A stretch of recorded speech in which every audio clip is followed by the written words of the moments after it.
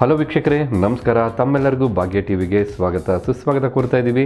ಭಾಗ್ಯ ಮತ್ತು ಗಿರೀಶ್. ಸ್ನೇಹಿತರೆ, ಇವತ್ತು ಈ ಒಂದು ವಿಡಿಯೋ ಮೂಲಕ ಡಿಫ್ರೆಂಟ್ ರೆಸಿಪಿ ಆದಂತಹ ಹಾಗೆ ಡಿಫ್ರೆಂಟ್ ಆದಂಥ ಟೇಸ್ಟ್ ಉಳ್ತಕ್ಕಂಥ ಶಾವಿಗೆ ಪಲಾವ್ನ ಮಾಡಿ ತೋರಿಸ್ತಾ ಇದ್ದೀವಿ. ಹೌದು, ಇವತ್ತು ಈ ಒಂದು ವಿಡಿಯೋ ಮೂಲಕ ಯಾವ ರೀತಿ ಶಾವಿಗೆನ ಉಪಯೋಗಿಸಿ ರುಚಿಕರವಾಗಿ ಪಲಾವ್ ಮಾಡ್ಬೋದು ಅಂತ ತೋರಿಸ್ತಾ ಇದ್ದೀವಿ. ಖಂಡಿತ ದೊಡ್ಡವ್ರಿಗಾಗ್ಬೋದು ಅಥವಾ ಮಕ್ಳಿಗಾಗ್ಬೋದು ತುಂಬ ಇಷ್ಟ ಆಗುತ್ತೆ. ಈ ಒಂದು ರೆಸಿಪಿನ ನೀವು ಬ್ರೇಕ್ಫಾಸ್ಟ್ಗೆ ಆಗ್ಬೋದು ಅಥವಾ ಲಂಚ್ ಬಾಕ್ಸ್ಗೂ ಸಹ ಮಕ್ಕಳಿಗೆ ಖಂಡಿತ ಮಾಡಿಕೊಡ್ಬೋದು. ಹಾಗೆ ಬನ್ನಿ, ಈಗ ಶಾವಿಗೆ ಪಲಾವ್ ಮಾಡೋದಕ್ಕೆ ಬೇಕಾದಂಥ ಪದಾರ್ಥಗಳೇನು ಹಾಗೆ ಮಾಡ್ತಕ್ಕಂಥ ವಿಧಾನ ಏನು ಅಂತ ಭಾಳ ಸರಳವಾಗಿ ತಿಳಿಸ್ಕೊಡ್ತೀವಿ. ಶಾವಿಗೆ ಪಲಾವ್ ಮಾಡೋದಕ್ಕೆ ಮುಖ್ಯವಾಗಿ ನಮಗೆ ಶಾವಿಗೆ ಬೇಕಾಗುತ್ತೆ. ನಾವು ಒಂದು ಪ್ಯಾಕೆಟ್ ಅಂದರೆ ಒಂದು 200 ಗ್ರಾಮ್ನಷ್ಟು ಶಾವಿಗೆನ ತೊಗೊಂಡಿದ್ದೀವಿ. ಅದು ರೋಸ್ಟೆಡ್ ಅನಿಲ್ ಶಾವಿಗೆನ ತೊಗೊಂಡಿದ್ದೀವಿ. ಹಾಗೆ ಒಂದು ಟೊಮೊಟೊನ ಈ ರೀತಿ ಕಟ್ ಮಾಡಿ ಇಟ್ಕೊಂಡಿದ್ದೀವಿ. ಒಂದು ಈರುಳ್ಳಿನ ಈ ರೀತಿ ಚಿಕ್ಕದಾಗಿ ಕಟ್ ಮಾಡಿ ಇಟ್ಕೊಂಡಿದ್ದೀವಿ. ಒಗ್ಗರಣೆಗೆ 50 ml ನಷ್ಟು ಎಣ್ಣೆನ ತೊಗೊಂಡಿದ್ದೀವಿ. ಹಾಗೆ 4ರಿಂದ 5 ಹುರುಳಿಕಾಯಿನ ಈ ರೀತಿ ಚಿಕ್ಕದಾಗಿ ಕಟ್ ಮಾಡಿ ಇಟ್ಕೊಂಡಿದ್ದೀವಿ. ಅರ್ಧ ಕ್ಯಾರೆಟ್ನ ತೊಗೊಂಡಿದ್ದೀವಿ. ನೀವು ಬೇಕಾದ್ರೆ ಒಂದು ಕ್ಯಾರೆಟ್ನ ಸಹ ಯೂಸ್ ಮಾಡ್ಬೋದು. ಇಲ್ಲಿ ನಾವು 2ರಿಂದ 3 ಟೇಬಲ್ ಸ್ಪೂನ್ ಆಗುವಷ್ಟು ಹಸಿರು ಬಟಾಣಿಯನ್ನು ತೊಗೊಂಡಿದ್ದೀವಿ. ಹಾಗೆ ಅರ್ಧ ನವಕೋಲನ್ನು ಸಹ ತೊಗೊಂಡು ಈ ರೀತಿ ಕಟ್ ಮಾಡಿ ಇಟ್ಕೊಂಡಿದ್ದೀವಿ. ಜೊತೆಗೆ 1 ಟೀ ಸ್ಪೂನಷ್ಟು ಧನಿಯಾ ಪುಡಿ, 1 ಟೀ ಸ್ಪೂನಷ್ಟು ಅಚ್ಕಾರದ ಪುಡಿ, ಅರ್ಧ ಟೀ ಸ್ಪೂನಷ್ಟು ಗರಂ ಮಸಾಲ, 1 ಟೇಬಲ್ ಸ್ಪೂನಷ್ಟು ತುಪ್ಪ, ಚಿಟಿಕೆಯಷ್ಟು ಅರಿಶಿಣದ ಪುಡಿ, 1 ಟೇಬಲ್ ಸ್ಪೂನಷ್ಟು ಶುಂಠಿ ಬೆಳ್ಳುಳ್ಳಿ ಪೇಸ್ಟು, 1 ಟೀ ಸ್ಪೂನಷ್ಟು ನಿಂಬೆಹಣ್ಣಿನ ರಸ, ಸ್ವಲ್ಪ ಕೊತ್ತಂಬರಿ, ಸ್ವಲ್ಪ ಪುದೀನ ಸೊಪ್ಪು, ಹಾಗೆ ಫ್ಲೇವರ್ಗೋಸ್ಕರ ಮಸಾಲ ಪದಾರ್ಥಗಳಾದಂಥ ಸ್ವಲ್ಪ ಸೋಂಪು, ಸ್ವಲ್ಪ ಚಕ್ಕೆ, 1 ಲವಂಗ, 1 ಏಲಕ್ಕಿಕಾಯಿ, 1 ಅನಾನಸ್ ಮಗ್ಗು, ಹಾಗೆ 1/4 ಭಾಗದಷ್ಟು ಸ್ಟಾರ್ ಹೂವು, ಜೊತೆಗೆ 1 ಚಿಟಿಕೆಯಷ್ಟು ಕಲ್ಲುವನ್ನು ಸಹ ನಾವು ತೊಗೊಂಡಿದ್ದೀವಿ. ಇನ್ನು ಫೈನಲ್ ಆಗಿ ರುಚಿಗೆ ತಕ್ಕಷ್ಟು ಉಪ್ಪು. ಇದಿಷ್ಟು ಶಾವಿಗೆ ಪಲಾವ್ ಮಾಡೋದಕ್ಕೆ ಬೇಕಾದಂಥ ಪದಾರ್ಥಗಳು. ಹಾಗೆ ಬನ್ನಿ, ಈಗ ಮಾಡ್ತಕ್ಕಂಥ ವಿಧಾನ ಏನು ಅಂತ ನೋಡ್ಕೊಳ್ಳೋಣ. ಮೊದಲಿಗೆ ನಾವು ತೊಗೊಂಡಂಥ ಎಲ್ಲ ತರಕಾರಿಗಳನ್ನ ಬೇಯಿಸ್ಕೋಬೇಕಾಗತ್ತೆ. ಅದಕ್ಕೋಸ್ಕರ ನಾವೊಂದು ಕುಕ್ಕರ್ನ ತೊಗೊಂಡು ಕುಕ್ಕರ್ಗೆ ಹುರುಳಿಕಾಯಿ, ಕ್ಯಾರೆಟ್, ಬಟಾಣಿ ಹಾಗೆ ನವಕೋಲನ್ನು ಸಹ ಸೇರಿಸಿ ಈ ತರಕಾರಿಗಳು ಬೇಯೋದಕ್ಕೆ ಎಷ್ಟು ಬೇಕೋ ಅಷ್ಟು ನೀರನ್ನು ಸಹ ಸೇರಿಸ್ಕೊಳ್ತಾ ಇದ್ದೀವಿ. ಈಗ ಲಿಡ್ ಕ್ಲೋಸ್ ಮಾಡಿ ಕುಕ್ಕರ್ನ ಸ್ಟವ್ ಮೇಲಿಟ್ಟು 1 ವಿಸಲ್ ಬರೋವರೆಗೂ ಕುಕ್ಕರ್ನ ಕೂಗಿಸ್ಕೊಳ್ಳೋಣ.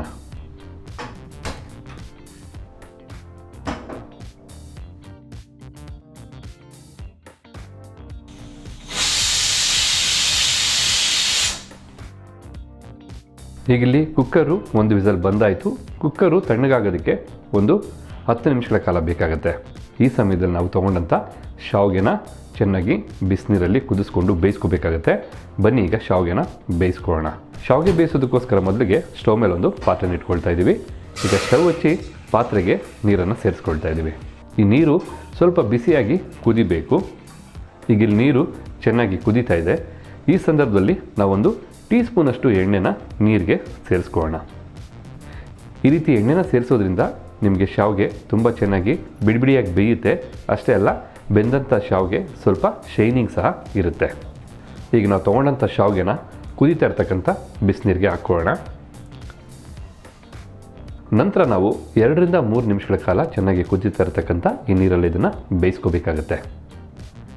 1 ನಿಮಿಷ ಚೆನ್ನಾಗಿ ಶಾವಿಗೆ ಬೆಂದ ನಂತರ ಸ್ವಲ್ಪ ಮಿಕ್ಸ್ ಮಾಡ್ಕೊಳ್ಳಿ, ನಾಜೂಕಾಗಿ ಮಾಡ್ಕೊಳ್ಳಿ. ಶಾವಿಗೆ ತುಂಬ ಸೂಕ್ಷ್ಮವಾಗಿರುತ್ತೆ. ಓಕೆ ವೀಕ್ಷಕರೇ, ನೋಡ್ತಾ ಇದ್ರಲ್ಲ, ಇಲ್ಲಿ ಶಾವಿಗೆ ಚೆನ್ನಾಗಿ ಬೇಯ್ತಾ ಇದೆ. ಜೊತೆಗೆ ಶಾವಿಗೆ 3 ನಿಮಿಷಗಳ ಕಾಲ ಚೆನ್ನಾಗಿ ಬೆಂದಿದೆ ಸಹ. ಈಗ ಬನ್ನಿ, ಫ್ಲೇಮ್ನ ಆಫ್ ಮಾಡ್ಕೊಳ್ಳೋಣ. ಫ್ಲೇಮ್ನ ಆಫ್ ಮಾಡಿದ ತಕ್ಷಣ ನಾವು ಶಾವಿಗೆ ಬಿಸಿ ಇರಬೇಕಾದ್ರೆ ನೀರು ಮತ್ತು ಶಾವಿಗೆನ ಬೇರೆ ಬೇರೆ ಮಾಡ್ಕೋಬೇಕಾಗತ್ತೆ. ಅದಕ್ಕೋಸ್ಕರ ನಾವು ಒಂದು ಜಾಲನ್ನು ತೊಗೊಂಡು ಬಿಸಿನೀರು ಜೊತೆಗೆ ಶಾವಿಗೆನೂ ಸಹ ಸೇರಿಸ್ಕೊಳ್ತಾ ಇದ್ದೀವಿ. ಈಗ ಇಲ್ಲಿ ನೋಡೋದ್ರಲ್ಲ, ಶಾವಿಗೆ ಬಿಸಿನೀರು ಬೇರೆ ಆಗಿದೆ. ಈಗ ಈ ಶಾವಿಗೆ ಬಿಸಿ ಇರಬೇಕಾದ್ರೆ ನಾವು ಇದ್ರ ಮೇಲೆ ತಣ್ಣೀರನ್ನ ಸುರಿಬೇಕಾಗತ್ತೆ. ಏಕೆಂದರೆ ಹಾಗೆ ಬಿಟ್ಟರೆ ಶಾವಿಗೆ ಹಬೆಗೆ ಚೆನ್ನಾಗಿ ಬೆಂದ್ಬಿಡುತ್ತೆ. ಆದ ಕಾರಣ ನಾವೀಗ ಇದ್ರ ಮೇಲೆ ತಣ್ಣೀರನ್ನ ಹಾಕ್ಕೊಳ್ತಾ ಇದ್ದೀವಿ. ಈ ರೀತಿ ತಣ್ಣೀರನ್ನ ಹಾಕೋದ್ರಿಂದ ನಿಮಗೆ ಶಾವಿಗೆ ಬಹಳ ಉದುದ್ರಾಗಿರುತ್ತೆ.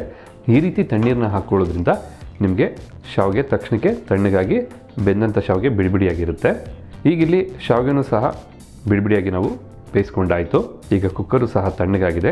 ಬನ್ನಿ, ಲಿಡ್ ಓಪನ್ ಮಾಡಿ ನೋಡೋಣ. ಈಗ ಇಲ್ಲಿ ನೋಡ್ತಾ ಇದ್ರಲ್ಲ, ತರಕಾರಿನೂ ಸಹ ಚೆನ್ನಾಗಿ ಬೆಂದಿದೆ. ಈಗ ಇರತಕ್ಕಂಥ ಎಕ್ಸ್ಟ್ರಾ ನೀರನ್ನು ಸಹ ನಾವು ಸಪ್ರೇಟ್ ಮಾಡ್ಕೋಬೇಕಾಗುತ್ತೆ. ಅದಕ್ಕೋಸ್ಕರ ನಾವು ಮತ್ತೆ ನೀರನ್ನು ಹಾಗೆ ತರಕಾರಿನ ಬೇರೆ ಬೇರೆ ಮಾಡ್ಕೊಳ್ತಾ ಇದ್ದೀವಿ. ಈಗ ಇಲ್ಲಿ ತರಕಾರಿನೂ ಸಹ ನೀರಿಂದ ಬೇರ್ಪಟ್ಟಿದೆ. ಇದಾದ ನಂತರ ನಾವೀಗ ಮುಖ್ಯವಾಗಿ ಶಾವಿಗೆ ಪಲಾವ್ ಮಾಡೋದಕ್ಕೆ ಬೇಕಾದಂಥ ಒಗ್ಗರಣೆನ ಮಾಡ್ಕೋಬೇಕಾಗತ್ತೆ.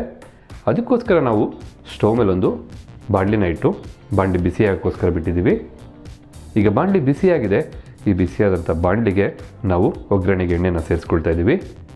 ಎಣ್ಣೆನೂ ಸಹ ಸ್ವಲ್ಪ ಬಿಸಿಯಾಗಬೇಕೀಗ. ಈಗ ಇಲ್ಲಿ ಎಣ್ಣೆ ಬಿಸಿ ಆಯಿತು. ನಾವು ಇದನ್ನೆಲ್ಲ ಒಗ್ಗರಣೆ ಮಾಡ್ಕೋಬೇಕಾದ್ರೆ ಲೋ ಫ್ಲೇಮಲ್ಲೇ ಮಾಡ್ಕೋಬೇಕು.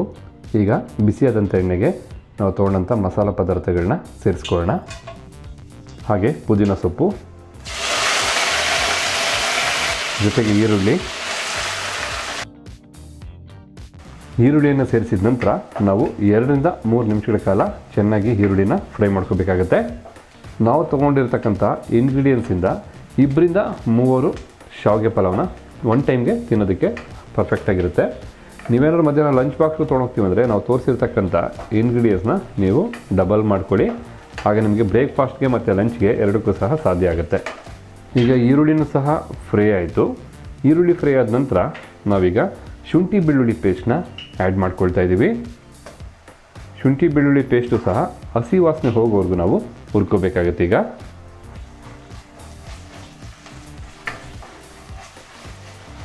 ಖಂಡಿತ ತುಂಬ ಡಿಫ್ರೆಂಟ್ ಆದಂಥ ರೆಸಿಪಿ, ಬಹಳ ರೇರು ಈ ರೀತಿ ಶಾವಿಗೆನಲ್ಲಿ ಪಲಾವ್ ಮಾಡ್ತಕ್ಕಂಥದ್ದು. ಶಾವಿಗೆನಲ್ಲಿ ಉಪ್ಪಿಟ್ಟು ಮಾಡ್ತಾರೆ, ಶಾವಿಗೆ ಬಾತ್ ಮಾಡ್ತಾರೆ, ಎಲ್ಲ ಡಿಫ್ರೆಂಟಾಗಿರುತ್ತೆ. ಬಟ್ಟು ಇದಕ್ಕೆ ಹಾಕ್ತಕ್ಕಂಥ ಇಂಗ್ರೀಡಿಯೆಂಟ್ಸಿಂದ ನಾವು ಶಾವಿಗೆ ಪಲಾವ್ ಬಹಳ ರುಚಿ ಕೊಡುತ್ತೆ. ಈಗ ಶುಂಠಿ ಬೆಳ್ಳುಳ್ಳಿ ಪೇಸ್ಟು ಫ್ರೈ ಆದ ನಂತರ ಟೊಮೊಟೊನ ಸೇರಿಸ್ಕೊಳ್ಳೋಣ. ಟೊಮೊಟೊನೂ ಸಹ ಸ್ವಲ್ಪ ಸಾಫ್ಟ್ ಆಗೋವರೆಗೂ ನಾವು ಫ್ರೈ ಮಾಡ್ಕೋಬೇಕಾಗತ್ತೆ. ಈಗ ನಾವು ಟೊಮೊಟೊನೂ ಸಹ 1-2 ನಿಮಿಷಗಳ ಕಾಲ ಫ್ರೈ ಮಾಡ್ಕೊಂಡ್ವಿ. ಟೊಮೊಟೊ ಈಗ ಬಹಳ ಸಾಫ್ಟಾಗಿ ಫ್ರೈ ಆಗಿದೆ. ನಂತರ ನಾವು ತೊಗೊಂಡಂಥ ಧನಿಯಾ ಪುಡಿನ ಸೇರಿಸ್ಕೊಳ್ತಾ ಇದ್ದೀವಿ. ಹಾಗೆ ಅಚ್ಕಾರದ ಪುಡಿನೂ ಸಹ ಸೇರಿಸ್ಕೊಳ್ತಾ ಇದ್ದೀವಿ. ಜೊತೆಗೆ ಗರಂ ಮಸಾಲನೂ ಸಹ ಸೇರಿಸ್ಕೊಳ್ತಾ ಇದ್ದೀವಿ. ಮತ್ತು ನಾವು ತೊಗೊಂಡಂಥ ಚಿಟಿಕೆಯಷ್ಟು ಅರಿಶಿಣದ ಪುಡಿನೂ ಸಹ ಸೇರಿಸ್ಕೊಳ್ತಾ ಇದ್ದೀವಿ. ಈಗ ಇದೆಲ್ಲ ಸ್ವಲ್ಪ ಹಸಿ ವಾಸನೆ ಹೋಗುವವರೆಗೂ ಈರುಳ್ಳಿ ಶುಂಠಿ ಬೆಳ್ಳುಳ್ಳಿ ಪೇಸ್ಟ್ ಜೊತೆ ಚೆನ್ನಾಗಿ ಬೆರೆತು ಸ್ವಲ್ಪ ಫ್ರೈ ಆಗಬೇಕು. 1 ನಿಮಿಷಗಳ ಕಾಲ ನೀವು ಇದನ್ನು ಫ್ರೈ ಮಾಡಿಕೊಂಡ್ರೆ ಸಾಕು. ಇದಕ್ಕೆ ತರಕಾರಿಗಳು ಸೇರಿದ್ರೆ, ಜೊತೆಗೆ ಶಾವಿಗೆನೂ ಸಹ ಸೇರಿದ್ರೆ ರುಚಿ ಅಂತೂ ಅದ್ಭುತ.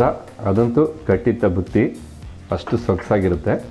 ಅದರಲ್ಲಂತೂ 2 ಮಾತಿಲ್ಲ. ಈಗ ನಾವು ಮಸಾಲ ಪುಡಿಗಳನ್ನ ಹುರ್ಕೊಂಡಿದ ನಂತರ ನಾವು ಬೇಯಿಸಿಟ್ಕೊಂಡಿರ್ತಕ್ಕಂಥ ತರಕಾರಿಗಳನ್ನ ಸೇರಿಸ್ಕೊಳ್ಳೋಣ. ಈ ಆಲ್ರೆಡಿ ತರಕಾರಿ ಎಲ್ಲ ಚೆನ್ನಾಗಿ ಬೆಂದಿರೋದ್ರಿಂದ ನಾವು ಜಸ್ಟ್ ಮಸಾಲ ಪದಾರ್ಥಗಳ ಜೊತೆ ಚೆನ್ನಾಗಿ ಮಿಕ್ಸ್ ಮಾಡಿಕೊಂಡ್ರೆ ಸಾಕಾಗುತ್ತೆ ನಮಗೆ.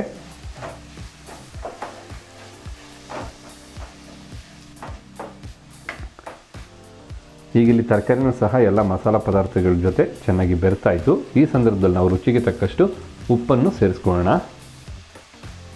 ಉಪ್ಪನ್ನು ಸೇರಿಸಿದ ನಂತರ ಮತ್ತೊಮ್ಮೆ ಎಲ್ಲನೂ ಚೆನ್ನಾಗಿ ಮಿಕ್ಸ್ ಮಾಡ್ಕೊಳ್ಳೋಣ.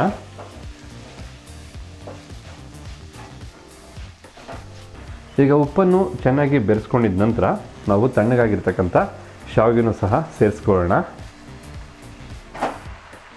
ಈಗ ಶಾವಿಗೆನೂ ಸೇರಿಸಾದ ನಂತರ ನಾವು ತೊಗೊಂಡಂಥ ತುಪ್ಪನ ಸೇರಿಸ್ಕೊಳ್ಳೋಣ.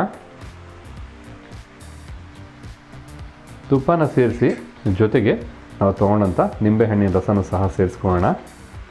ಫೈನಲ್ ಆಗಿ ನಾವು ತೊಗೊಂಡಂಥ ಕೊತ್ತಂಬರಿ ಸೊಪ್ಪನ್ನು ಸಹ ಸೇರಿಸಿ ಈಗ ಎಲ್ಲನೂ ಸಹ ಚೆನ್ನಾಗಿ ಮಿಕ್ಸ್ ಮಾಡ್ಕೊಳ್ಳೋಣ. ತುಂಬ ಸಾಫ್ಟಾಗಿ ಮಿಕ್ಸ್ ಮಾಡ್ಕೊಳ್ಳಿ, ಏಕೆಂದರೆ ಶಾವಿಗೆ ತುಂಬ ಮೃದು ಇರುತ್ತೆ.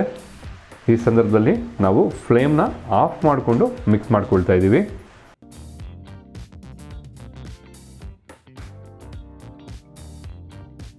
ಖಂಡಿತ ನೋಡ್ತಾ ಇದ್ರೇ ಗೊತ್ತಾಗ್ತಾ ಇದೆ ಶಾವಿಗೆ ಪಲಾವು ಎಷ್ಟು ಚೆನ್ನಾಗಿ ರೆಡಿ ಆಗ್ತದೆ ಅಂತ.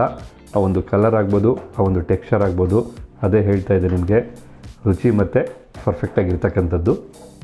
ನಾವೇನೋ ನಿಮಗೆ ವಿಡಿಯೋದಲ್ಲಿ ತೋರಿಸೋದಕ್ಕೋಸ್ಕರ ಶಾವಿಗೆನ ಸಪ್ರೇಟಾಗಿ ಬಿಸಿನೀರಲ್ಲಿ ಕುದಿಸ್ಕೊಂಡ್ವಿ. ಹಾಗೆ ತರಕಾರಿನೂ ಸಹ ನಾವು ಕುಕ್ಕರಲ್ಲಿ ಕೂಗಿಸ್ಕೊಂಡ್ವಿ. ನೀವು ಎರಡೂ ಸಹ ಒಂದೇ ಟೈಮಲ್ಲಿ ಮಾಡ್ಕೋಬೋದು. ಹಾಗೆ ನಿಮಗೆ ಟೈಮ್ ಸಖತ್ ಸೇವ್ ಆಗುತ್ತೆ. ಜೊತೆಗೆ ಬಹಳ ಫಾಸ್ಟಾಗೂ ಈ ರೆಸಿಪಿ ನಿಮಗೆ ಆಗುತ್ತೆ.